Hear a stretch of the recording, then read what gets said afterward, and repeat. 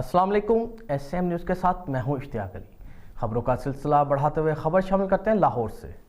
रायविंड के इलाका शाम की बट्टियां जैतून सिटी पार्क के करीब नामालूम डाकुओं की मोटरसाइकिल सवारों पर फायरिंग से एक शख्स मौका पर जाँ बहक हो गया जबकि दूसरा शख्स शदीद जख्मी हो गया।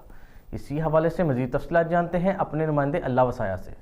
जी बिल्कुल, ये अफसोसनाक वाक़या शाम की बट्टियां के करीब जैतून सिटी पार्क के करीब पेश आया है, जिसमें बताया जा रहा है कि नामालूम डाकुओं की अंधाधुंध फायरिंग से एक शख्स जाँ बहक हो गया है जबकि दूसरा शदीद जख्मी है। रेस्क्यू ज़राए के मुताबिक जाँ बहक होने वाले शख्स की शिनाख्त 45 साला सैफुल्लाह वल्द मोहम्मद अली जबकि जख्मी होने वाले शख्स की कारी नवाज वल्द मोहम्मद अली के नाम से हुई है, जो टिब्बा समात के रहायशी हैं और दोनों भाई हैं। ये लाहौर सुंदर स्टेट फैक्ट्री में काम करते हैं। वाक़ा की इत्तला मिलने पर जख्मी होने वाले शख्स को रेस्क्यू 1122 ने तिब्बी इमदाद देकर लाहौर जिला अस्पताल मुंतकिल कर दिया है। जी बहुत शुक्रिया अल्लाह वसाया तफसीलात से आगाह करने के लिए। अब तक के लिए इतना ही। मजीद खबरों के लिए देखते रहिए SM न्यूज़।